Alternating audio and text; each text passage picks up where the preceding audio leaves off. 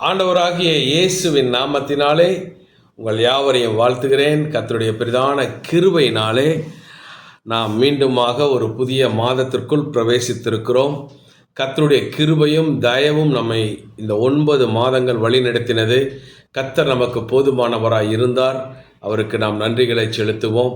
இந்த 10வது மாதத்திற்கு யோசுவாவின் புத்தகத்திலே 24ஆம் அதிகாரம் 15ஆம் வசனத்தை தேவன் வாக்கு பண்ணி இருக்கிறார்.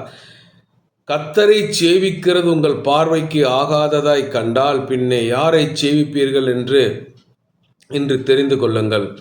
நதிக்கு அப்புறத்தில் உள்ள உங்கள் பிதாக்கள் சேவித்த தேவர்களை சேவிப்பீர்களோ? நீங்கள் வாசம் பண்ணுகிற தேசத்திற்கு உள்ளாகிய எமோரியர்களின் தேவர்களை சேவிப்பீர்களோ? நானும் என் வீட்டாருமோ வென்றால் கர்த்தரையே சேவிப்போம். யோசுவா ஒரு தீர்மானம் எடுக்கிறார். தன்னுடைய வாழ்வினுடைய நிறைவுக்கு முன்பாக எல்லா மக்களையும் ஒருங்கிணைத்து ஒரு கடைசி பிரசங்கத்தை செய்கிறார். நீங்கள் யாரை தெரிந்து கொள்ளப் போகிறீர்கள் என்று ஒரு பெரிய ஒரு அறைகூவலை வைக்க காரணம், இஸ்ரவேலர் எகிப்திலே 400 வருஷங்கள் அடிமைகளாக இருந்தார்கள். அதற்கு பிறகு அவர்கள் விடுதலை பயணத்தை துவக்கினார்கள். ஆனால் இந்த அடிமைகளாக இருந்த காலத்திலே எகிப்தியருடைய கடவுள்களையும் அவர்களுடைய கலாச்சாரங்களையும் வழிபாட்டு முறைமைகளையும் அவர்கள் வாழ்விலே அவர்கள் எடுத்துக்கொண்டு அதன்படியாகவும் வாழ பழகினபடியினாலே யோசுவா அந்த கேள்வியை கேட்கிறாராக, ஆபிரகாம், ஈசாக்கு, யாக்கோபு என்பவர்களின் தேவனாகிய முற்பிதாக்களின் தேவனும் அவர்களால் ஆராதிக்கப்பட்டார். எகிப்தியருடைய கடவுள்களையும் அவ்வப்போது அவர்கள் ஆராதித்து கொண்டு இருந்தார்கள். இப்போது அந்த விடுதலை பயணத்தை துவங்கி பிரயாணம் பண்ணி வரும் பொழுது ஒவ்வொரு நாடுகளையும் அவர்கள் கடந்து வருகிறார்கள். அந்த நாடுகளை கடந்து வரும் பொழுது அப்பொழுது அவர்களுடைய கடவுள்கள் கலாச்சாரங்களையும் கொஞ்சம் உள்ளே கிரகித்து கொள்ளுகிறார்கள். ஆகவே பல தேசங்களை வென்று ராஜாக்களை மண்டியிட வைத்த அந்த இஸ்ரேல் மக்கள் கடவுள் என்கிற ஒரு விஷயத்தில் தடுமாற துவங்கினார்கள். ஆகவே தான் யோசுவா தன்னுடைய காலத்திற்கு பிறகு எப்படிப்பட்ட ஒரு கடவுளை நீங்கள் தெரிந்து கொள்ளப் போகிறீர்கள்? ஜீவனுள்ள தேவனாகிய யெகோவாவை தெரிந்து கொள்ளப் போகிறீர்களா? இதுவரைக்கும் உங்களை வனாந்தரத்திலே பராமரித்தவரை தெரிந்து கொள்ளப் போகிறீர்களா? இதுவரைக்கும் உங்களை நடத்தின தேவனை தெரிந்து கொள்ளப் போகிறீர்களா? வாக்களித்த தேசத்திற்கு அழைத்து சென்று கொண்டிருக்கிற தேவனை நீங்கள் ஆராதனை செய்ய போகிறீர்களா? அல்லது போலி கடவுள்களும் பேசாத ஊமையான மிருகங்களுக்கு ஒப்பாயிருக்கிற கடவுள்களை தெரிந்து கொள்ளப் போகிறீர்கள்? எது உங்களுடைய தேர்வு என்று சொல்லி ஒரு பெரிய ஒரு அறைகூவலை யோசுவா மக்களுக்கு வைக்கிறார். பொதுவாகவே சுயசித்தம் உள்ளவர்களாகவே மனிதன் உருவாக்கப்பட்டு இருக்கிறான். ஆகவே தெரிந்து கொள்ளுதல் எப்பொழுதும் நம்முடையது. தேவனும் அதை ஏற்றுக்கொள்ளுகிறார். நாம் தெரிந்து கொள்ளுகிறதை அவர் ஏற்றுக்கொள்ளுகிறார். ஆனால் அதில் ஆபத்துகள் உண்டு. நம் மனம் சார்ந்து, கண்கள் சொல்லுகிறதை சார்ந்து, மூளை சொல்லுகிறதை சார்ந்து நாம் ஒரு காரியத்தை தெரிந்து கொள்ளக்கூடாது. பிசாசினுடைய கவர்ச்சிகளை கொண்டு நாம் ஒரு காரியத்தை நாம் தெரிந்து கொள்ளக்கூடாது. நாம் தேவனுடைய பார்வையிலே பார்க்க வேண்டும். வேத வசனத்தின் ஆழத்திலே பார்த்து ஒரு காரியத்தை தெரிந்து கொள்ள வேண்டும். அந்த காரியம் நமக்கு ஆசீர்வாதமாக இருக்கும். ஒருவேளை நாம் நம் சுயபுத்தியின் மேலே சாய்ந்து அதனுடைய போக்கிலே நாம் போய் ஒரு காரியத்தை தெரிந்து கொள்வோமே ஆனால் அதனால் வருகிற பாதிப்புகளும் அதனால் வருகிறதான ஆபத்துகளும் நம்மையே சாரும். ஆகவே தெரிந்து கொள்ளுதலிலே ஒரு ஜாக்கிரதை நமக்கு வேணும் என்று சொல்லி வேதத்தில் பல இடங்களிலே நாம் பார்க்கிறோம். இங்கே யோசுவா அந்த வார்த்தையை சொல்லும் பொழுது, கர்த்தர் உங்களுக்கு முன்பாக இருக்கிறார், அந்நிய கடவுள்கள் உங்களுக்கு முன்பாக இருக்கிறார்கள். யாரை தெரிந்து கொள்ளப் போகிறீர்களோ அதை பொறுத்தே உங்களுடைய வாழ்வும் வாக்குத்தத்தத்தின் நிறைவேறுதலும் இருக்கும் என்று பேசுகிறார். நன்றாக இந்த பகுதிகளை நீங்கள் வாசித்து பார்த்தீங்கன்னா, நானும் என் வீட்டாருமோ வென்றால் கர்த்தரையே சேவிப்போம் என்று சொல்லி யோசுவா சொல்லுகிறார். இதை நீங்கள் இன்னும் கொஞ்சம் ஆழமாக பார்க்கும் பொழுது, தேவையுள்ள பகுதிகளிலே பங்களிப்பு செய்வது சேவித்தல், அதாவது பணி செய்தல். எந்த இடத்துல ஒரு தேவை இருக்கோ அங்கே நம்மளுடைய ஒரு உதவி, ஒத்தாசை, ஒரு பங்களிப்பு. ரோட்டில் போகிறோம், ஏதோ ஒரு நபர் ஏங்க இந்த மூட்டையை தூக்கி தலை மேலே வைங்கங்கிறாங்க. இது ஒரு சேவை. அவருக்கு நாம் உதவி செய்கிறோம். அவர் பணி சிறப்பதற்கு நாம் ஒரு உதவி செய்கிறோம். அதை போல தேவையுள்ள இடத்தில் நம் பங்களிப்பு அவசியம். இன்னொன்று, வாழ்நாள் முழுவதையுமே சேவைக்காக அர்ப்பணிப்பது. இது கர்த்தருடைய ஊழியத்தில் அநேக மனுஷங்களை கொண்டு தேவன் அழைக்கிற ஒரு காரியமாக இருக்கிறது. ஒன்று, எல்லாருக்கும் உள்ள பொதுவான ஒரு அழைப்பு. இரண்டாவது, தனிப்பட்ட அழைப்பு. எது எப்படி இருந்தாலும் சேவித்தல் என்பது எதனுடைய அடிப்படையில் அப்படின்னா, வார்த்தைக்கு கீழ் வாழ்வது தான் சேவை, சேவித்தல். ஆக தேவனை விசுவாசித்து அவருடைய வார்த்தையை இருதயத்தில் பதித்து அந்த வார்த்தையின் கீழாக நாம் எப்படி வாழுகிறோமோ அதுவே ஒரு சேவை தான். ஆக இங்கே நன்றாக புரிந்து கொள்ளுங்கள். தேவன் யோசுவாவின் மூலம் அநேக காரியங்களை செய்தார். யோசுவாவை குறித்து அதற்கு முன்பாக நான் இதை சொல்லுகிறேன். யோசுவாவை குறித்து வேதம் சொல்லுகிற சில காரியங்கள் என்னாகமத்தின் புத்தகம் 13ஆம் அதிகாரம் 8ஆம் வசனங்களை வாசிக்கும் பொழுது, எப்ராயிம் கோத்திரத்தைச் சேர்ந்த நூனின் குமாரனாகிய யோசுவா என்று சொல்லி வேதம் சொல்லுகிறது. ஆக அவர் எப்ராயிம் கோத்திரத்தைச் சேர்ந்தவர் என்று வேதம் சொல்லுகிறது. யோசுவா 1ஆம் அதிகாரம் 1ஆம் வசனத்தை நாம் வாசிக்கும் பொழுது, மோசேவின் ஊழியக்காரனாகிய நூனின் குமாரனாகிய யோசுவா என்று அழைக்கிறார்.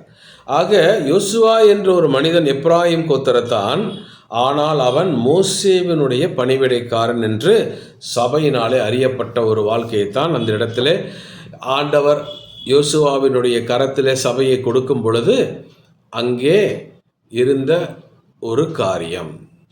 ஆனால் யோசுவாவின் புத்தகம் 24ஆம் அதிகாரம் 29ஆம் வசனத்தை வாசிக்கும் பொழுது, யோசுவா நூனின் குமாரனாகிய யோசுவா என்னும் கர்த்தருடைய ஊழியக்காரன் என்று வேதம் நமக்கு பதிவு செய்கிறது. அப்படி என்றால் என்ன? ஒரு சாதாரண மோசேவினுடைய வேலைக்காரனாய் இருந்த அந்த யோசுவா தான் கர்த்தருடைய ஊழியக்காரன் என்று அழைக்கப்படத்தக்கதாக ஒரு தகுதி உள்ள ஒரு வாழ்க்கையை வாழ்ந்தார் என்று சொல்லி வாசிக்கிறோம். ஆகவே எல்லாவற்றுக்கும் காரணம் எதுவாக இருந்தது? அவர் தேவனை தெரிந்து கொண்டார். அந்த தேவனுக்காகவே வாழும்படிக்கு தன்னை அர்ப்பணித்து கொண்டார். சேவிக்க அவரையும் அவருடைய குடும்பத்தையும் கர்த்தருடைய பலிபீடத்தில் அர்ப்பணித்தார். இந்த வார்த்தையை ஏன் தேவன் நமக்கு இந்த காலகட்டங்களில் கொடுக்க வேண்டும்? நாம் எல்லாரும் கிறிஸ்தவர்களாக மாறிவிட்டோம், சர்ச்சை சபைக்கு போகிறோம், ஒரு ஊழியம் செய்கிறோம் என்று சொல்லி கூட யோசிக்கும் பொழுது, வருகிற நாட்கள் ஒரு ஆபத்தின் நாட்களாய் இருக்கிறது. கிறிஸ்துவின் வருகைக்குரிய அடையாளங்கள் நடந்து கொண்டிருக்கிறது. அநேக வேத பண்டிதர்களும் அநேக ஞானிகளும் அதற்குரிய காலங்களை ஆராய்ந்து கொண்டே இருக்கிறார்கள். வேதம் சொல்லி இருக்கிற யுத்தங்களின் செய்திகள், கொள்ளை நோய்கள், பஞ்சங்கள் என அநேக காரியங்கள் நடந்து கொண்டே இருக்கிறதை பார்க்கிறோம். அநேக கிறிஸ்துக்களும் எழும்பிக் கொண்டிருக்கிறதை பார்க்கிறோம். ஆகவே கடைசி நொடியிலே வாழுகிற நாம் இன்றைய காலகட்டத்திலே ஒரு போலியான அற்புத அடையாளங்களையும் உபதேசங்களை நம்பியும் ஓடுகிற ஒரு காலகட்டத்தில் இருக்கிறோம். கிறிஸ்துவை அல்லாமல், ஆனால் கிறிஸ்தவம் என்கிற பெயரிலே விற்கப்படுகிற அநேக நூதனங்களை பின்பற்றி போகிற ஒரு அபாயத்தில் இருக்கிறோம். ஆகவே நாம் மீண்டும் நம்மை பரிசோதித்து பார்த்து கர்த்தரிடத்திலே நம்மை பிரதிஷ்டை செய்து கொள்ளும்படிக்கு தேவன் விரும்புகிறார். ஆகவே நானும் என் வீட்டாருமோ கர்த்தரையே சேவிப்போம் என்கிற ஒரு திட இருதயம், திட நம்பிக்கை இன்று நம் ஒவ்வொருவருடைய தனிப்பட்ட வாழ்க்கையிலும் குடும்ப வாழ்க்கையிலும் இருக்க வேண்டியது அவசியம். அப்போ நான் இதை யோசித்து தியானித்து கொண்டிருந்த பொழுது ஒரு கேள்வி நான் யோசித்தேன். நாம் ஏன் தேவனை ஆராதிக்க வேண்டும், அல்லது நாம் ஏன் தேவனை சேவிக்க வேண்டும்? விசுவாசி அவருடைய அளவு வேற, சீடன் என்கிறவருடைய அளவு வேற. விசுவாசியினுடைய அளவு சர்ச்சுக்கு வந்தோம், ஒரு காணிக்கை போட்டோம், தினமும் ஒரு 4 வசனம் படித்தோம், அதோட சரி. அதிகபட்சம் இன்னும் கொஞ்சம் நல்ல விசுவாசியாக இருந்தால் ஏசப்பா என்னை காப்பாற்றினாருன்னு சொல்லுவாங்க. ஆனால் சீடத்துவம் என்பது எதுவுமே என் வாழ்வில் நடக்கவில்லை என்றாலும் நான் என்னை பிடித்த தேவனுக்கும் அல்லது நான் என்னை அர்ப்பணித்து கொண்ட தேவனுக்கு பின்பாக எந்த பிரதிபலனும் இல்லை என்றாலும் பின் செல்வேன் என்கிற ஒரு அர்ப்பணிக்கப்பட்ட நிலைதான் சீடத்துவம். இன்று அப்படிப்பட்ட சீடத்துவம் உடைய மக்கள் இருக்கிறார்கள். அதை பார்க்கிலும் பச்சையேல் என்று இருக்கிற இலைகளுள்ள கூட்டத்தார் நிறைய இருக்கிறார்கள். கனி கொடுக்கத்தக்கவர்கள் உள்ளே மறைந்திருக்கிறார்கள். இப்படிப்பட்ட ஒரு போலியான ஒரு காலகட்டங்களுக்குள்ளாக நாம் இருக்கிறோம். ஆகவே நாம் இதை தெரிந்து கொள்ள வேண்டியது அவசியம். யோசுவா ஏன் தெரிந்து கொண்டால், யோசுவாவின் புத்தகத்தில் யோசுவாவை குறித்து நம்ம சில சாட்சிகளை பார்க்கிறோம். யோசுவாவை குறித்து வேதம் சொல்லுகிற சில சாட்சிகளையும் பார்க்கிறோம். அதை போலவே நம்முடைய வாழ்க்கையில் இதை கேட்டு பார்த்தால் என்ன, நாம் எதற்காக கர்த்தரை சேவிக்க வேண்டும், எதற்காக கர்த்தரை ஆராதிக்க வேண்டும்? முதலாவது நான் சொல்ல விரும்புகிறது, ஆண்டவர் நமக்கு செய்த நன்மைகளை உணர்ந்து நாம் கர்த்தரை சேவிக்க வேண்டும்.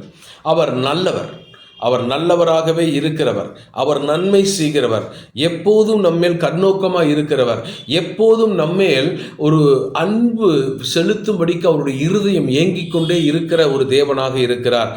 யெகோவா என்றால் மிகப்பெரிய ஒரு வலிமை உடையவரும் அன்பு சுரக்கும் மார்பகத்தை உடையவருமாய் இருக்கிறார் என்று வேதாகம களஞ்சியங்களிலே நாம் அந்த குறிப்புகளை பார்க்கிறோம். ஆக நம் தேவன் அப்படிப்பட்டவர். எந்த இடத்திலும் அவர் நம்முடைய உதவியை எதிர்பார்த்திருப்பவர் அல்ல, நமக்கு உதவி செய்யும்படியே அவருடைய இருதயம் எப்போதும் ஏங்கிக் கொண்டிருக்கிறது. நம்மை எங்கு ரட்சித்தார்? பாவத்தில் இருந்த பொழுது ரட்சித்தார். அவர் எங்கு நம்மை தெரிந்து கொண்டார்? உபத்திரவத்தின் குகையிலே நம்மை தெரிந்து கொண்டார். அவர் எந்த இடத்திலே நம்மை சுத்திகரிக்க விரும்பினார்? பாவத்திலும் சாபத்திலும் அழிந்து போய்கொண்டிருந்த நம்மேல் இரக்கம் வைத்து நம்மை அவர் பட்சத்திலே அழைத்து அவர் நம்மை சுகமாக வாழ வைக்கும்படிக்கு நம்முடைய பட்சத்திலிருந்து கண்ணோக்கி பார்த்து நம்மை அலங்கரிக்கிறார். ஆகவே நல்ல உணவுகளை கொடுத்து, நல்ல உடைகளை கொடுத்து, எந்தெந்த இடத்திலே வைக்கப்பட்டோமோ, எந்தெந்த இடத்திலே அழிந்து போய்விடுவோம் என்று நாம் நினைத்தோமோ, நமக்கே நம்பிக்கை இல்லாமல் வாழ்ந்த காலகட்டங்கள் இருக்கிறதே, நாளை இருப்போமா, இந்த மாதத்திற்குள் நம் குடும்பம் இந்த கரையை தாண்டுமா என்று எத்தனையோ காலகட்டங்களே நாம் கலங்கி தவித்த வேளைகளில் எல்லாம் நம் தேவன் நம்மோடு இருந்ததே மிகப்பெரிய ஒரு ஆசீர்வாதமும் மிகப்பெரிய ஒரு நன்மையுமாக இருக்கிறது.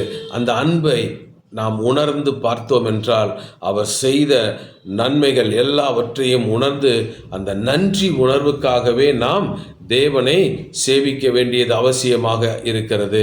யோசிச்சு பாருங்க, அன்னைக்கு நம்மளை பார்த்து ஒரு மதிக்காமல் திரும்பி போனவங்களுடைய மத்தியில் இன்னைக்கு ஸ்தோஸ்திரம் பிரதர் அப்படின்னு சொல்ல வச்சிருக்கிறாங்களே, இது என்னது?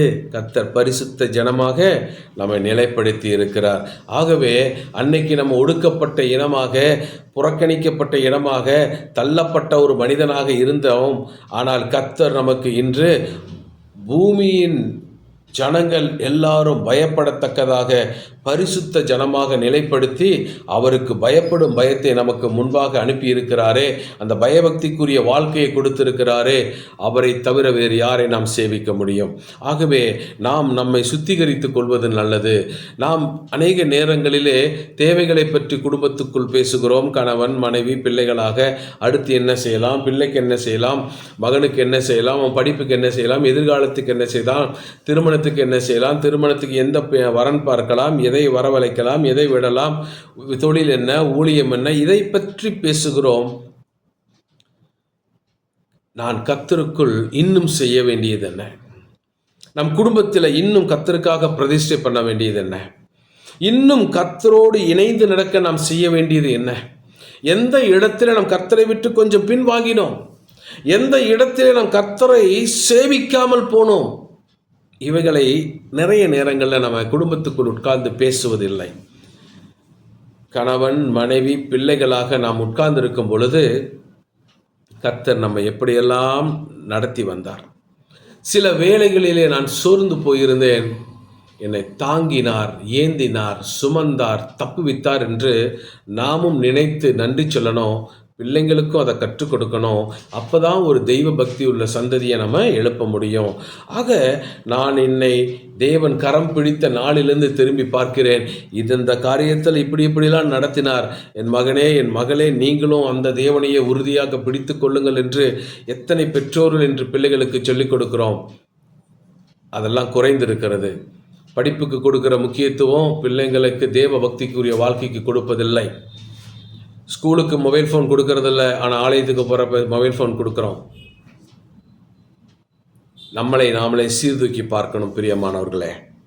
யோசுவா பாருங்க, மோசேயினுடைய ஒரு வேலையாளாக இருந்தார். மோசே மலைக்கு போகும்பொழுது அவரும் அங்கே தனித்திருக்கிறார். யுத்தங்களை முன்னின்று நடத்துகிறார்.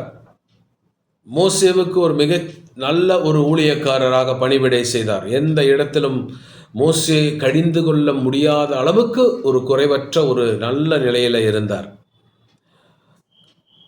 கோத்திரங்கள் எல்லாம் வேவு பார்க்க போகும் பொழுது யோசுவா நல்ல சாட்சியை கொண்டு வந்தார். கர்த்தர் நமக்கு இதை தர வல்லவராய் இருக்கிறார் என்று சாட்சி கொடுத்தார்.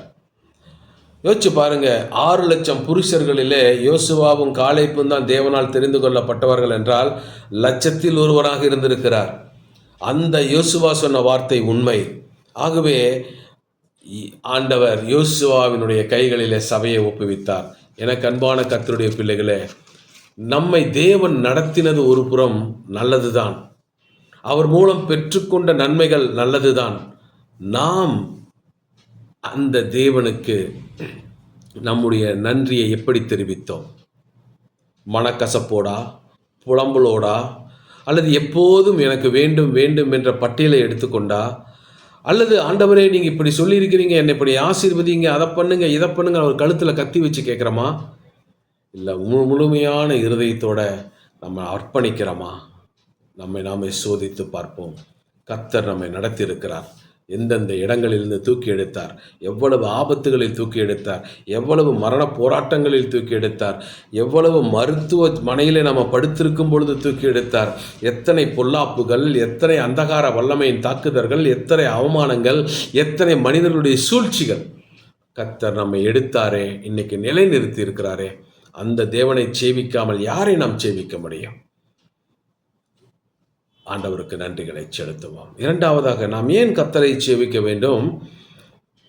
தேவனிடத்தில் நாம் பெற்ற சுகம் மற்றும் விடுதலைக்காக. 1 ராஜாக்களின் புத்தகம் 12ஆம் அதிகாரம் 4ஆம் வசனம், 2 நாளாகமம் 10:4, 2 ஒன்று தான். அந்த வசனம் சொல்லுது, உம்முடைய தகப்பன் பாரமான நுகத்தை எங்கள் மேல் வைத்தார், இப்பொழுதும் நீர் உம்முடைய தகப்பன் சுமத்தின கடினமான வேலையையும் அவர் எங்கள் மேல் வைத்த பாரமான நுகத்தையும் லகுவாக்கும், அப்போது உம்மை சேவிப்போம் என்று இஸ்ரேல் முழுவதும் சாலமோனுடைய மறைவுக்கு பின்பாக சாலமோனுடைய மகனாயிருந்த ரெகோபெயாமினிடத்தில் வந்து பேசுகிறார்கள். உங்கள் தகப்பன் காலத்திலே ஆலய கட்டுமான பணி இருந்தது, அரண்மனைகளை கட்டினாங்க, பட்டணங்களை எல்லாம் சுற்றுச்சுவரெல்லாம் கட்டி பலப்படுத்தினாங்க, அதுக்கு இராணுவத்தினுடைய ஆயுதங்களை வைப்பதற்கு தடவாளங்களை கட்டினாங்க, மிருகங்களை எல்லாம் பத்திரப்படுத்துவதற்காக அந்த வேலிகள் அமைச்சு அந்த கொட்டாரங்களை எல்லாம் போட்டு அதுக்குரிய பட்டணங்களை எல்லாம் கட்டி நிர்வகித்தாங்க. ஆக சாலமோனுடைய காலத்தில் அநேக கட்டுமான பணிகள் நடந்து கொண்டே இருந்தது. அதிகமான வரி செலுத்தினோம், அதிகமாக நாங்கள் வேலை செஞ்சோம். ஆனால் இன்றைக்கி எல்லா வேலையும் கிட்டத்தட்ட முடிஞ்சிச்சு. உங்கள் அப்பாவும் இப்போ இல்லை, இப்போயாவது எங்களுடைய வரி சுமையை கொஞ்சம் குறைக்கலாமே என்று மக்கள் தலைவர்கள் எல்லாரும் வந்து கேட்கும் பொழுது அவர் சொல்லுகிறார், எனக்கு ஒரு 3 நாள் அவகாசம் கொடுங்க, அதுக்கு பிறகு நான் யோசித்து சொல்கிறேன் அப்படின்னு சொல்லி. அங்கே நல்லா நீங்கள் வாசிங்கன்னா வயதான முதியவர்களை கூப்பிட்டு ஒரு மீட்டிங் போடுறாரு. தன் வயதிற்கு ஒத்த தன் சக நண்பர்களோடு ஒரு மீட்டிங் போடுறார். வயதானவங்க சொல்கிறாங்க, இந்த விஷயத்தில் கொஞ்சம் நீங்கள் இறக்க செஞ்சீங்கன்னா காலத்துக்கும் இந்த ஜனங்கள் உங்களை நன்றியுள்ளவங்களாக இருப்பாங்க, உங்களை சேவிப்பாங்க, எந்த இடத்துல உங்கள் ஆபத்தில் உங்களுக்கு துணை நிற்பாங்கன்னு சொல்கிறாங்க. ஆனால் இந்த வாலிபர்கள் சொல்கிறாங்க, இல்லை அப்படிலாம் செஞ்சிடாது, இது உன்னுடைய பலவீனமாக மாறிடும். அப்படி ஒருவேளை நீ இறங்கிட்டீன்னா உன்னை ஜனங்கள் மதிக்க மாட்டாங்க, ஒவ்வொன்றுக்கும் உன்னிட்ட அவங்க நிபந்தனை வைப்பாங்க. அதனால உனக்குன்னு ராஜாங்கிற ஒரு அதிகாரம் இருக்குது, அந்த கணம் இருக்குது. ஆகவே நீ உறுதியாக நில்லுன்னு சொல்லி ஒரு தவறானதை கொடுக்கிறார்கள். எவ்வளவு நாம் உயரத்தில் இருந்தாலும், எந்த அளவு மனத்தாழ்மையோடு மற்றவர்களுடைய தேவைகளையும் மற்றவர்கள் பிரச்சனைகளையும் நாம் புரிந்து கொள்ளுகிறோமோ, அந்த இடத்தில் தான் நாம் ஒரு நல்ல தலைவனாக உருவாகிறோம். அந்த இடத்தில் ரெகோபயாம் அந்த தவறை செய்தார். அவர் வாலிபர்கள் பக்கம் அவருடைய பேச்சை கேட்டு போனார். இப்போ நம்மளுடைய வாழ்க்கைக்கே வருவோமே, ஒரு பஞ்சாயத்து எலெக்ஷன் வருது, எம்எல்ஏ எலெக்ஷன் வருது, எம்பி எலெக்ஷன் வருது, எல்லாரும் ஓட்டு கேட்க வராங்க, பல கட்சிகள்லேருந்து வராங்க. அவங்க ஒவ்வொருவரும் பார்த்தீங்கன்னா ஒரு பெரிய ஒரு நோட்டீஸ் அடிச்சுட்டு வருவாங்க. இது இந்தந்த தொகுதியில் பிரச்சனை, இந்தந்த தொகுதியில் இருக்கிற பிரச்சனைகளுக்கு நாங்கள் இதெல்லாம் செய்ய போகிறோம், இந்தந்த திட்டங்களை எங்கள் கையில் வச்சுருக்கோம், நீங்கள் எங்களுக்கு ஓட்டு போடுங்க அப்படின்னு வருவாங்க. அதை தாண்டி சிலர் பணமும் கொடுப்பாங்க. அந்த பணம் கொடுக்குறோன்னு விட்டுருவோம். ஆனால் அடிப்படை அஜெண்டா என்ன? அதை தூக்கிட்டு இதெல்லாம் நாங்கள் உங்களுக்கு செஞ்சு கொடுக்க போகிறோம், ஆகவே எங்களை நம்பி எங்களுக்கு இந்த ஓட்டை போடுங்கன்னு கேட்பாங்க. நாம் என்ன செய்கிறோம்? சரி, இதெல்லாம் சொல்கிறாரு, நாம் இதை நிச்சயமாக நமக்கு செய்வார்னு சொல்லி நம்ம என்ன பண்ணுறோம்? நம்முடைய ஓட்டை போடுறோம். ஆனால் ஓட்டு போட்டதுக்கு பிறகு ஒரு 5 வருஷம் அவர் நம்ம தொகுதிக்கே வரல அப்படின்னா, அடுத்த முறை ஓட்டு கேட்கும் பொழுது நாம் அவர்களுக்கு என்ன பண்ண மாட்டோம்? போட மாட்டோம். அதை போலத்தான் இங்கே நடக்கிறது.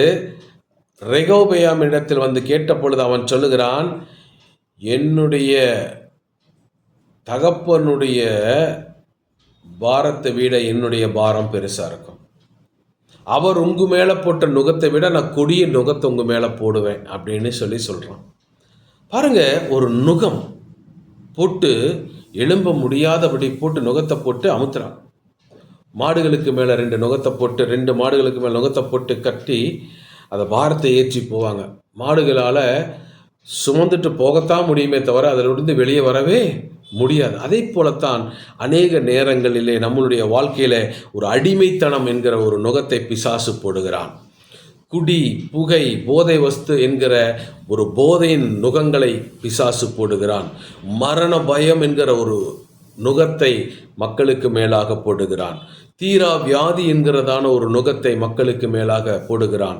விபத்துகள், திடீர் விபத்துகளினாலே கை, கால், உடல்கள் சிதைந்து போகிற ஒரு நுகத்தை போடுகிறான். அது நிமித்தம் பொருளாதார இழப்பு, மன உளைச்சல், மன போராட்டங்கள், பிழைப்போமா பிழைக்க மாட்டோமா என்று இந்த குடும்பமே தத்தளிக்குமே. அப்படிப்பட்ட நுகங்களை போட்டு குடும்பங்களை தத்தளிக்க பண்ணுகிறான் பிசாசு. குடும்பத்திற்குள் காரணமில்லாத சண்டைகள், பிரிவினைகள், மகா போராட்டங்கள், பிசாசின் போராட்டங்கள், நிம்மதியில்லாத வாழ்க்கை, இதை தாண்டி கண்ணுக்கு தெரியாத மாந்திரீக ஆவிகளோடு போராட்டம் என அநேக குடும்பங்கள் போராடி போராடி அந்த நுகத்தை விட்டு வெளியே வர முடியாதபடி வாழ்ந்து கொண்டிருக்கின்றன.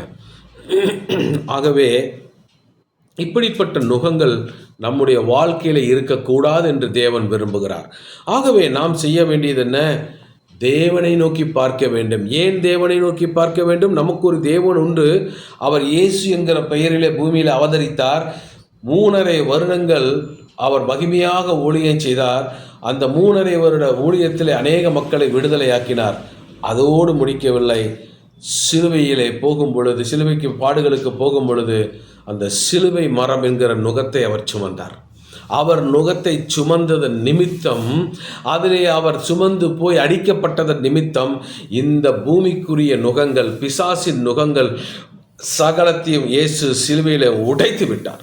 ஆகவே இதை கேட்கிற எனக்கு அன்பான கர்த்தருடைய பிள்ளைகளே, இஸ்ரவேல் யூதா மக்கள் கேட்டாங்க.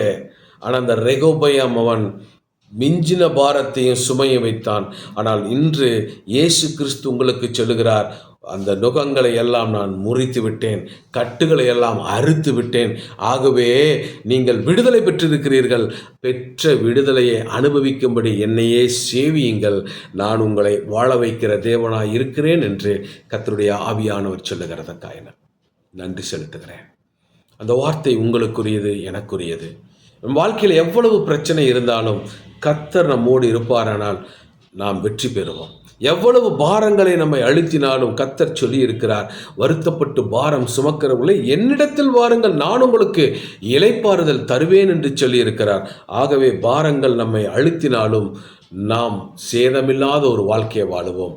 ஆகவே கலங்காதீங்க, கர்த்தரிடத்தில் வாருங்க. பாருங்க, நாகமான் என்று சொல்லி ஒரு குஷ்டரோகியான ஒரு போர்ப்படை தளபதியை குறித்து 2 ராஜாக்களின் புத்தகத்திலே 5ஆம் அதிகாரத்திலே வாசித்திருக்கிறோம். அநேக முறை அவரை பற்றி பேசியிருக்கிறோம்.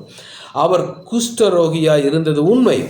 ஆனால் எலிசாவின் இடத்திலே வருகிறார். கர்த்தருடைய தீர்க்கதரிசியாக எலிசா ஒரே வார்த்தை சொல்லுகிறார், நீ போய் யோர்தானிலே 7 முறை மூழ்கி எழுந்திரு. எழுந்த பொழுது அவர் சிறு பிள்ளையின் மாம்சம் போல ஆனார் என்று சொல்லி வேதம் சொல்லுகிறது. பாருங்க, அடுத்தது அவர் செஞ்சது, எலிசாட்ட வந்து சொல்றார், எலிசாவே, எனக்கு ஒரே ஒரு காரியத்தை கர்த்தர் மன்னிக்கணும். என்னது? நான் என் ராஜாவினுடைய படைத்தளபதி.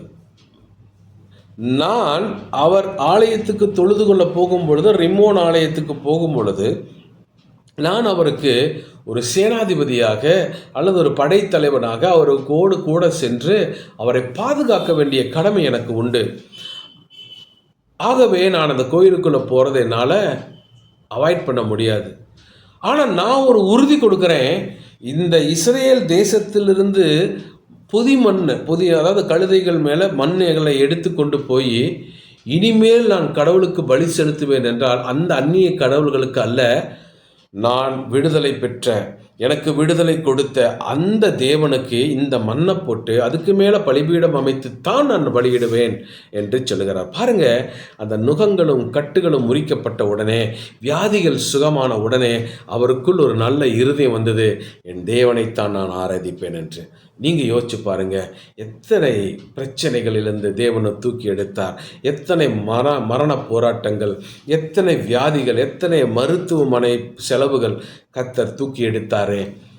இதற்கு மேல் தேவனிடத்தில் நாம் எதை நாம் கேட்டு நான் இதை பெற்றுக்கொண்டு தான் சேவிப்பேன் என்று சொல்ல முடியும்? உணர்ந்து ஆண்டவருக்கு நன்றி செலுத்துவோம். நாகமானுக்குள் இருந்த அந்த நல்ல இருதயம் நமக்குள் வரட்டும் என்று சொல்லி இயேசுவின் நாமத்தில் ஜெபிக்கிறோம். முதலாவது, தேவன் நம்மை நடத்தி வந்த எல்லா விதங்களுக்காகவும் நன்றி செலுத்தி ஜெபிப்போம். இரண்டாவது, தேவன் நம்முடைய நுகங்களையும் கட்டுகளையும் அறுத்து விடுதலை கொடுத்திருக்கிறார், ஆகவே நாம் அவரை சேவிப்போம். மூணாவது, உபாகமம் 13ஆம் அதிகாரம் 2-3 வசனங்களை வாசிக்கும் பொழுது, நீங்கள் அறியாத வேறு தேவர்களை பின்பற்றி அவர்களை சேவிப்போம் வாருங்கள் என்று சொல்லி உங்களுக்கு ஒரு அடையாளத்தையும் அற்புதத்தையும் காமிப்பேன் என்று குறிப்பாய் சொன்னாலும், அந்த அடையாளங்கள் அற்புதங்கள் நடந்தாலும் அந்த தீர்க்கதரிசியாகிலும் சொப்பனக்காரராகிலும் சொல்லுகிறவைகளை கேளாதிருப்பீர்களாக. உங்கள் இருதயம் வஞ்சிக்கப்படாமலும் நீங்கள் வழி விலகி அந்நிய தேவர்களை சேவித்து அவர்களை நமஸ்கரியாமலும் இருக்கும்படிக்கு எச்சரிக்கையாயிருங்கள் என்று தேவன் சொல்லுகிறார். இந்த காலகட்டங்களிலே அநேக அற்புத அடையாளங்களை தேடி சபை ஓடிக்கொண்டிருக்கிறது. அற்புத அடையாளங்கள் என்பது கிறிஸ்தவத்தில் உண்டு. அற்புத அடையாளங்கள் என்பது கிறிஸ்தவத்தில் அநேகம் நடக்கின்றன. ஒவ்வொரு நாளும் அற்புதங்கள் ஒவ்வொரு பகுதிகளிலும் ஒவ்வொரு மக்களுடைய வாழ்க்கையிலும் நடந்து கொண்டே இருக்கிறது. நம்முடைய தேவனுக்கு பெயர் அற்புதங்களின் தேவன், நம்முடைய தேவனுக்கு பெயர் அதிசயமானவர். ஆகவே நம்முடைய தேவனை குறித்து வேதம் சொல்லுகிறது, அதிசயங்களை காணப்பண்ணுகிற தேவன் என்று. ஆகவே நம்முடைய தேவன் அற்புதங்களின் தேவன், அதிசயங்களின் தேவன். அந்த தேவன் நிச்சயமாக ஒவ்வொருவருடைய வாழ்க்கையிலும் அற்புதங்களை செய்கிறார் என்பது உண்மை. ஆனாலும் இங்கே மாறி இருக்கிற ஒரு காரியத்தின் ரகசியத்தை நாம் புரிந்து கொள்ள வேண்டும். தேவன் வார்த்தை கொடுக்கிறார். அந்த வார்த்தை நாம் விசுவாசிக்கும் பொழுது நம்முடைய வாழ்க்கையிலே அற்புதங்களை கொண்டு வருகிறது. ஆனால் இன்னைக்கு எப்படி திருப்பப்பட்டிருக்கிறது? அற்புதங்களை முன்பாக வைத்து ஓடுகிறோம், வார்த்தையை பின்தணில காலத்தில் வாழ்ந்து கொண்டிருக்கிறோம். இன்னைக்கு சபைகள் பெரிதாகி இருக்கிறது, மாடர்ன் சர்ச்சஸ் வந்துருச்சு, ஏசி ஹால் போட்டு ஆராதிக்கிறோம், டிஜிட்டல் மீடியா அந்த டெலிப்ராம்ப்டர்லாம் வச்சு பாடல்கள் போட்டு ஆராதிக்கிறோம், கலர் லைட்டெல்லாம் வந்துருச்சு, மாடர்ன் மியூசிக் வந்துருச்சு, கொயர்ஸ் வந்தாச்சு. இன்றைக்கி பார்த்திங்கன்னா பெரிய ஃபுல் பேக்கடு சர்ச் இன்றைக்கி நம்முடைய பட்டணங்களில் நிறையா இடங்களில் இருக்கிறத நாம் பார்க்குறோம். ப்ராஃபட்டிக் சர்வீஸுன்னு வச்சா கூட்டம் போகுது, ஹீலிங் சர்வீஸ்ன்னு வச்சா கூட்டம் போகுது, ஹைப்பர் கிரேஸ் ப்ரீச்சிங்னா கூட்டம் போகுது. ஆனால் பைபிள் ஸ்டடின்னு வச்சா கூட்டம் போகிறதில்ல, சுத்திகரிப்பு கூட்டம்னா கூட்டம் போகிறதில்ல. பிரபலமான ஊழியர் வந்தால் கூட்டம் வருது. ஆனால் முகம் தெரியாத ஒரு ஊழியர் தேவனாலே அனுப்பப்பட்டிருப்பாரே, ஆனால் அந்த இடத்துல கூட்டம் போகிறது கிடையாது. இன்றைக்கி எல்லாமே தலைகீழாக மாறி போடப்பட்டிருக்கு. இன்றைக்கி சர்வீஸ் எல்லாம் 1.5 மணி நேரம் 2 மணி நேரம் ரொம்ப சின்ன சின்ன சர்வீஸாக அடுத்தடுத்த சர்வீஸ் வைக்கணுங்கிற அளவுக்கு கூட்டங்கள் வந்திருக்கிறது சபைக்குள்ளே. ஆனால் ஆழமான கிறிஸ்தவம் வளரவில்லை. தேவனை குறித்த அறிவு பெருகி இருக்கிறது. தேவன் மேல் அன்பு குறைந்த காலத்தில் வாழ்ந்து கொண்டிருக்கிறோம். 20-30 வருஷங்களுக்கு முன்னாடி போனால் இப்படிப்பட்ட எந்த வசதிகளும் இல்லை. ஆலயத்துக்கு போகணுன்னா அந்த அன்னைக்கு அவங்க சாப்பாடு கூட செய்ய மாட்டாங்க. காலையில் இருந்து உபவாசத்தோடு போய் வண்டி கட்டி போவாங்க, நடந்து போவாங்க. ஆலய ஆராதனையில் போகும் பொழுது வெறுமையாக போக மாட்டாங்க. அந்த வாரத்தில் ஒரு சின்ன கோழி குஞ்சு அவங்க வீட்டில் அந்த முட்டை அடை வச்சுருக்கோம். அந்த கோழி குஞ்சு எடுத்துகிட்டு போய் சர்ச்சில் கொடுப்பாங்க. ஒரு வாழைத்தார் எடுத்துகிட்டு போய் கொடுப்பாங்க. பிடியரிசி கொண்டு போய் கொடுப்பாங்க. தங்களுக்கு இருந்த அந்த கொஞ்சம் வருமானத்தில் அந்த கொஞ்சத்தையும் கர்த்தருடைய சமூகத்தில் கொண்டு போய் கொடுத்துட்டு காலையிலிருந்து சாயந்தரம் வரைக்கும் அவங்க அங்கே உட்காந்து ஆராதனை பண்ணி மகிழ்ந்திருந்தாங்க. அதிகமான படிப்பு இல்லை, அதிகமான ஒரு நவநாகரிக உடைகள் இல்லை. ஆனால் அவர்கள் கொட்டடிச்சு தான் பாட்டு பாடினாங்க. ஆனால் அங்கே தேவன் இருந்தார். அந்த சத்தம், அவருடைய அந்த பாடல்கள் ராகம் சரியா இல்லை, ஆனால் அந்த ஆன்மாவிலிருந்து வந்த அந்த பாடலுக்கு தேவன் செவி கொடுத்தார். இன்னைக்கு எல்லாமே நமக்கு இருக்கிறது, ஆனால் ஆண்டவர் பேரில் இருக்கிற அன்பு குறைந்த ஒரு காலத்தில் நாம வாழ்ந்து கொண்டிருக்கிறோம். ஆகவே தேவன் நேற்றும் இன்றும் என்றும் மாறாதவராகவே இருக்கிறார். நாம் மாறி இருக்கிறோம். சபையாரே, இதை கேட்கிற விசுவாசிகளை நன்று யோசித்து பாருங்கள்.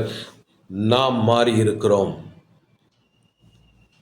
தேவனை இவ்வளவு கடினமாக தேடுவது எப்படி என்று நம் இருதயத்துக்குள் ஒரு ஒரு நிர்விசாரம் வந்திருக்கிறது. தேவனுடைய வார்த்தையின் மேல் சந்தேகம் வந்திருக்கிறது. எதுவும் எளிமையாக கிடைக்க வேண்டும் என்கிறதான சிந்தை வந்திருக்கிறது. ஆகவே நமக்கு இப்போது படிப்பு வந்துருச்சு, ஸ்டேட்டஸ் வந்துருச்சு. ஆகவே டைம் இல்லை, பிஸ்னஸ் இருக்குது, வேலை இருக்குது, ஷிஃப்ட்டுக்கு போகணுங்கன்னு நாமே அதை காலத்துக்குள் பொறுத்து கொள்கிறோம். எளிமையாக என்னைக்கு எனக்கு டைம் இருக்கோ அன்னைக்கு நான் சர்ச்சுக்கு வரேன், என்னைக்கு எனக்கு லீவு கிடைக்குதோ சர்ச்சுக்கு வரேன். அதான் கிறிஸ்மஸ்க்கு வரேன்ல, நியூ இயருக்கு வரேன்ல, ஈஸ்டருக்கு வரேன்ல, பத்தாதா அப்படின்னு கேட்குற அளவுக்கு இன்னைக்கு மாறிட்டோம். பணம் நிறையா இருக்குது, ஆனால் தேவன் மேலே இருக்கிற அன்பு குறைஞ்சிருச்சு. ஆகவே இன்னைக்கு சபை மாறிக்கொண்டிருக்கிறது. போஜன பிரியராக மாறி இருக்கிறாங்க சபை விசுவாசிகள். சிற்றின்ப பிரியராக மாறி இருக்கிறாங்க. வேலை சுமைகளை, வேலையை எந்த அளவுக்கு முன்னிலை வைக்கணுமோ அந்த அளவுக்கு முன்னிலை வைக்கிறாங்க. ஆண்டவரை பின்னாடி வைக்கிற ஒரு காலம். கர்த்தர் தான் நமக்கு வேலை செய்ய ஞானத்தை கொடுக்கிறார், ஜீவனை கொடுக்கிறார், பலனை கொடுக்கிறார். நாம் செய்கிற வேலைகளை ஆசீர்வதிக்கிறார். அந்த வேலையின் பிரயாசம் வீட்டிற்கு வருவதற்கு அவரே மறைந்திருந்து பாதுகாக்கிறார். ஆகவே இன்னைக்கு நல்ல காரியத்துக்கும் கெட்ட காரியத்துக்கும் மத சடங்குகளுக்கும் சம்பிரதாயங்களுக்கும் மட்டுமே சபை என்கிற ஒரு கோட்பாட்டுக்குள்ளாக வந்திருக்கிறோம். இல்லை, தேவன் நம்மிடத்திலே பணத்தை எதிர்பார்த்து, காணிக்கையை எதிர்பார்த்து அவர் காத்து கொண்டிருக்கவில்லை. அவர் நம்முடைய அன்பை எதிர்பார்த்தே காத்து கொண்டிருக்கிறார். நாம் அவரை நேசிக்கிற அந்த அன்புக்காகவே அவர் இயங்குகிறார். நாமோ காணிக்கை கொடுத்தால் எல்லாம் முடிந்துவிட்டது, என்னுடைய அன்பு இவ்வளவுதான் என்று காட்டிக்கொண்டிருக்கிறோம். ஆகவே கிறிஸ்தவ வாழ்க்கை என்பது பின்பற்ற முடியாத ஒரு கடின நிலைக்கு இன்று தள்ளப்பட்டிருக்கிறது. வேதாகமத்தில் ஆதியாகமம் 29ஆம் அதிகாரம் 30ஆம் வசனத்தை வாசித்து பார்த்தீங்கன்னா, யாக்கோபு தன் மாமானாகிய லாபான் வீட்டுக்கு போகிறான். அங்கே பெண்ணுக்காக வேலை செய்கிறான். ஆனால் ராக்கேலுக்கு வேலை செய்கிறான். தங்கையாகிய ராக்கேலுக்கு அவன் மாமா என்ன பண்ணுறான்? அக்காவை கல்யாணம் பண்ணி கொடுத்துட்றான். இந்த கதை உங்களுக்கு தெரியும். அடுத்தது சொல்கிறான், யாக்கோபு சத்தம் போட்டோன்னே உடனே இன்னொரு பொண்ணையும் கல்யாணம் பண்ணி கொடுத்துட்றான். இன்னொரு 7 வருஷம் வேலை செய்யன்னு சொல்லிடுறான். ஆனால் வசனம் சொல்லுது, லேயாளை பார்க்கிலும் யாக்கோபு ராகேலை அதிகமாக நேசித்தான். பின்னும் 7 வருஷம் அவன் சேவகம் செய்தது அவனுக்கு லகுவாக இருந்துச்சான். காரணம் என்ன? ராக்கேல் எனக்கு வேணும். ராக்கேலின் மேலே இருந்த அன்பு, அவனுக்கு அந்த அந்த ராக்கேல் மேலே இருந்த அந்த நேசம், அந்த சுமைகள், அந்த அடிமைத்தனங்கள் எல்லாவற்றையும் எளிமையாக கடக்கிறதுக்கு அவனுக்கு உதவி செஞ்சிச்சான். இந்த நேசம் பாருங்க, ஒரு தான் நேசித்த ஒரு பெண்ணுக்காக 7 வருஷம் அடிமையாக இருக்கிறது அவனுக்கு லகுவாக இருந்துச்சான். ஆனால் நம்மை ஆளுகை செய்கிற ஆண்டவருக்காக, நம்மை தூக்கி சுமக்கிற ஆண்டவருக்காக, நித்திய ஜீவன் கொடுப்பேன் என்று சொன்ன ஆண்டவருக்காக, ஒவ்வொரு நாளும் தேற்றுகிற ஆண்டவருக்காக, பரலோகத்தில் நமக்கு ஒரு வீடை கட்டி வைத்து மீண்டும் வந்து அழைத்து செல்வேன் என்று சொன்ன ஆண்டவருக்காக, நானே ஜீவம் அப்பம் என்று சொன்ன ஆண்டவருக்காக, தன்னையே பலியாக சிலுவையில் அர்ப்பணித்தாரே அந்த ஆண்டவருக்காக எப்படிப்பட்ட அன்பை நாம் பரிமாறப் போகிறோம்? அந்த அன்புதான் நாம் அவரை சேவிக்கிறதனுடைய அடையாளம். ஆகவே பிரியமானவர்களே, 3 காரியங்களை சொன்னேன். ஒன்று, இம்மட்டும் நன்மை செய்து நம்மை நடத்தின தேவனை நாம் சேவிக்க அர்ப்பணிப்போம் என்று சொன்னேன். சங்கீதம் 116, 12, 13 வாசிக்கிறோம். கர்த்தர் எனக்கு செய்த எல்லா நன்மைகளுக்காகவும் எல்லா உபகாரங்களுக்காகவும் நான் எண்ணத்தை செலுத்துவேன், ரட்சிப்பின் பாத்திரத்தை எடுத்து தொழுது கொள்ளுவேன் என்று. ஆக உங்கள் வாழ்க்கையில் நீங்கள் பெற்ற எதுவும் நிரந்தரம் கிடையாது. ஆண்டவர் நம்ம மேலே வச்ச அன்புக்கு இணையும் கிடையாது. அவர் எந்த பிரதிபலனையும் எதிர்பார்த்து உங்களை ஆபத்திலிருந்து மீட்கவில்லை. எந்த பிரதிபலனையும் எதிர்பார்த்து உங்களை இத்தனை வருஷமாக அவர் நடத்தலை. என் பிள்ளை நான் நடத்துவேன், நான் என் அன்பை அவனுக்கு கொடுத்து என் பராமரிப்பிலேயே நான் வைத்து அவனை நல்ல வாழ்க்கையை வாழ வைப்பேன் என்று சொல்லி தேவன் நடத்தினார். எந்த ஒரு காணிக்கைகளோ எந்த ஒரு பொருளோ எதை கொடுத்தும் நம்மால் தேவன் நமக்கு செய்ததை இணையாக்கவே முடியாது. ஆகவே நன்றி உணர்வோடு தேவனை சேவிக்க பழகுங்கள். அழிவின் பள்ளத்தாக்குகளை கடந்து வந்தோம், மனுஷிக துரோகங்களை கடந்து வந்தோம், தரித்திரத்தை கடந்து வந்தோம், கண்ணீரின் பாதைகளை கடந்து வந்தோம், கடன் சுமைகளை சுமந்து வந்தோம், நண்பர்களால் நமக்கு வந்த நாச மோசங்களை பார்த்தோம், நன்மை நிறைந்த நிறைவாழ்வுகளை கெடுத்து போட்ட மனிதர்களை பார்த்தோம். எல்லாவற்றையும் தேவன் மீட்டு கொடுத்து நம்மை நடத்தி வந்தாரே, ஒரு நல்ல தகப்பனாய் சுமந்தாரே. அந்த நன்றி உணர்வோடு கர்த்தரை சேவிக்க நம்மை மீண்டுமாய் அர்ப்பணிப்போம். 2வது, எத்தனையோ சரீர பலவீனங்கள், பிசாசின் கிரியைகள், போராட்டங்கள் எல்லாவற்றிலும் தேவன் நம்மை விடுவித்தார். மனவியாதிகள், மாந்திரிக வல்லமைகள், போராட்டங்கள், கிரியைகள் எல்லாம் நம்மை அழுத்தி இந்த பூமியில் நம் வாழ விடாதபடிக்கு நம்மை சிதைக்கிற வேலை இருந்த பொழுதும் கூட லூக்கா 12:48 தேவன் சொல்லுகிறார், எவனிடத்தில் அதிகம் கொடுக்கப்படுகிறதோ அவனிடத்தில் அதிகம் கேட்கப்படும். எந்த அளவுக்கு தேவன் நமக்கு விடுதலை கொடுத்தாரோ அந்த அளவுக்கு நம்மிடத்தில் அவர் எதிர்பார்க்கிறது அன்பு. விடுதலை நீ பெற்றுக்கொண்டார், திருப்பி எனக்கு செலுத்து, அன்பை செலுத்து, என் கூடவே இரு, உனக்கு ஒன்றும் ஆகாது. கோழி தன் செட்டைகளை தன் குஞ்சுகளை செட்டைகளுக்குள் அடைத்து கொள்ளுகிற விடமாக அவர் அவருடைய பராமரிப்பிலேயே வைத்து நம்மை நடத்த விரும்புகிறார். நாம் அந்த செட்டையை விட்டு இறங்கி கீழே போய் புத்தியில் சுற்றுறதுனால தான் ஆபத்துகளை பார்க்குறோம். ஆக செட்டையின் மறைவுக்குள்ளாகவே மறைந்து வாழ பழகுவோம். பெற்றுக்கொண்ட விடுதலை அவர் சிலுவையிலே சம்பாதித்து கொடுத்தது. 3வதாக, அவர் நம்மை நேசிக்கிறபடியினாலே நாம் அவரை நேசிக்க கடமைப்பட்டிருக்கிறோம். அந்த நேசத்தை வெறும் வாயினால் சொல்ல சிலுவையில் அவர் செய்து காட்டினார். நாம் பாவிகளாக இருக்கிறபடினாலே இதை அவர் நமக்கு செய்தார். ஆக அற்புதங்களுக்காக, அதிசயங்களுக்காக நீங்கள் அவரை தேடி ஓடாதீங்க. அற்புதமும் அதிசயம் நமக்கு வாக்களிக்கப்பட்டது. ஏனென்றால் நம்முடைய தேவன் அற்புதங்களின் தேவன். அவர் சொல்லுகிற வார்த்தையை கேட்கும் பொழுதே நம்முடைய வாழ்க்கையில் அற்புதங்கள் துவங்க ஆரம்பிக்கிறது. ஆகவே அற்புதங்களை தேடி ஓடாதீங்க. இன்னைக்கு வானத்திலும் பூமியிலும் மேலான அற்புதங்களை பிசாசுகளும் ஏஐ டெக்னாலஜிகளும் கொண்டு செய்து கொண்டிருக்கிறாங்க. ஆனால் வசன தெளிவோடு, விசுவாசத்தில் உறுதியோடு நமக்கு நியமிக்கப்பட்டிருக்கிற ஓட்டத்தை துவக்கி கொடுத்த இயேசுவை நோக்கி நாம் ஓட தேவனாலே அழைக்கப்பட்டிருக்கிறோம். ஆகவே நீங்கள் இந்த பூமியிலே எதை செலுத்தினாலும் அவர் நமக்கு செய்ததுக்கு இணை இல்லை. அவர் நம்மிடத்தில் கேட்பது அன்பு ஒன்றைத்தான். அந்த அன்பை உண்மையுள்ள இருதயத்தோடு கொடுத்து தேவனை நாம் கனப்படுத்த தேவனாலே அழைக்கப்படுகிறோம். ஆகவே எந்த நிலையில் இருந்தாலும் எனக்கு அன்பானவர்களை பின்வாங்காமல் கர்த்தரை கனப்படுத்தி வாழுவேன் என்ற தீர்மானத்தை நீங்கள் எடுங்க. உங்கள் பிள்ளைகளுக்கும் கற்றுக் கொடுங்க. உங்கள் பிள்ளைகளோடு சேர்ந்து குடும்பமாய் தீர்மானத்தை எடுத்து தேவ சமூகத்தில் அர்ப்பணியுங்கள். நன்மைகளையும் அன்பையும் உணர்ந்து ஆண்டவருக்கு ஊழியம் செய்யுங்க. அடுத்தது, ஆண்டவரை பிரதிபலிக்கும் ஒரு கண்ணாடியாக, வெளிச்சத்தை வீசுகிற ஒரு சூரியனுக்கு ஒப்பான ஒரு மனிதனாக இந்த பூமியில் இயேசுவின் அன்பை நீங்கள் பறைச்சாட்டுங்கள். பற்றி எறியும் அக்கினியாக உங்கள் வாழ்க்கை, அடுத்தவர்களுடைய வாழ்க்கையை அவர்களை தேவனுக்குள்ளாக உருவாக்கத்தக்கதாக உங்களுக்குள் ஒரு எரிகிற அக்கினி அவங்களையும் பற்றி பிடிக்கட்டும் என்று சொல்லி நான் உங்களுக்கு இயேசுவின் நாமத்தில் சொல்லுகிறேன். ஆகவே இம்மட்டும் நடத்தின தேவனை நன்றி உணர்வோடு சேவியுங்கள். பெற்ற சுகத்துக்கும் விடுதலைக்குமாக தேவனையே சேவிங்க. அவருடைய பிரமாணத்துக்கு கீழேயே இருங்க. அவர் அன்பை கேட்கிறார். அதை அவர் சிலுவையில் கொடுத்து விட்டார். அந்த அன்பையே நாம் அவருக்கு கொடுக்கும்படி அவருடைய சாட்சிகளாக இந்த பூமியில் வாழுவோம். கர்த்தரையே சேவிப்போம் என்ற தீர்மானத்தோடு பின்பற்றுங்க. கர்த்தர் உங்களை ஆசீர்வதிப்பார்.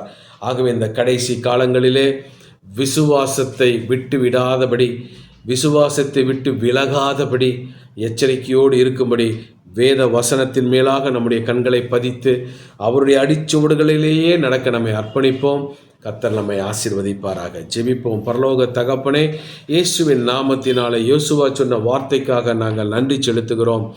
நானும் என் வீட்டாருமோ வென்றால் கர்த்தரையே சேவிப்போம் என்று அநேக கோத்திரங்களாக மக்கள் இருந்தாலும் அவர்களுக்கு மத்தியிலே தீர்மானமாய் சொல்லி தன்னுடைய விசுவாசத்தை, உண்மை இருதயத்தை வெளிப்படுத்தினது போல நாங்களும் எங்களுக்கு வாழுகிற எங்கள் சொந்த பந்தங்கள், உற்றார் உறவினர்கள், வேலை செய்கிறவர்கள், நண்பர்கள், ஊர் எல்லாருக்கும் முன்பாகவும் கர்த்தரையே நாங்கள் சேவிப்போம் என்று சொல்லி நாங்கள் எங்களை அர்ப்பணிக்கிறோம். எங்கள் வாழ்க்கையிலே இதுவரை எங்களை தூக்கி சுமந்த தேவனுக்கு நன்றி செலுத்துவோம். ஆண்டவரே, அந்த வாழ்க்கை நன்றியுள்ள வாழ்க்கையாக வாழவும். ஆண்டவரே, எத்தனை உபத்திரவங்கள், நிந்தைகள், நுகங்களிலிருந்து விடுவித்தார், எத்தனை போராட்டங்களிலிருந்து விடுவித்தார். ஆகவே நான் அந்த தேவனை விட்டு யாரை சேவிப்பேன் என்கிறதான நல்ல இருதயத்தோடு அப்பா எங்களுக்காக உமது அருமையான குமாரனாகி இயேசுவை சிலுவையில் பலியிட்ட அன்பை வெளிப்படுத்தினீரே, அந்த அன்பை பெற்றுக்கொண்ட நான் அவருக்கே அன்பின் தூதனாக ஊழியம் செய்வேன் என்று சொல்லி அர்ப்பணிக்கிறோம். இந்த செய்தியை கேட்டுக்கொண்டிருக்கிற மக்கள் ஆண்டவரே தங்களை மீண்டும் ஒரு சுத்திகரித்து கொள்ள, தன்னை மீண்டும் கர்த்தருக்குள்ளாக பிரதிஷ்டை பண்ணிக்கொள்ள கர்த்தாவே நீர் உதவி செய்வீராக. இன்னும் 2 மாதங்களில் நாங்கள் ஆண்டவரே இந்த வருஷத்தை முடிக்க போகிறோம்ப்பா.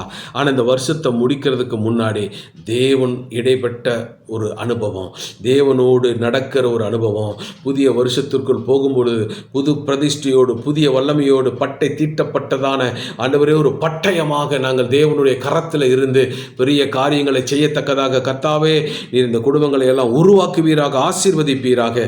கர்த்தரோடு இருக்கும் பொழுது ஒன்றும் குறைவுபடாது தகப்பனே. எனக்குள்ளதெல்லாம் உன்னுடையதாய் இருக்கிறது என்று சொன்னீரே, நீர் அப்படியாகவே உம்முடைய பிள்ளைகளுடைய அளவற்ற எல்லா தேவைகளையும் சந்தித்து ஆசீர்வதிப்பீராக. உம்முடைய தயவை புறப்பட்டு போக செய்வீராக. சூழ்ந்துருங்க, தீங்குகளுக்கு விளக்குங்க, உமது குடும்பங்களை ஆசீர்வதிங்க. நீங்கள் அப்படி செய்கிற அன்புக்கு நன்றி. இயேசுவின் மூலம் ஜெபிக்கிறோம் பிதாவே, ஆமென். God bless you.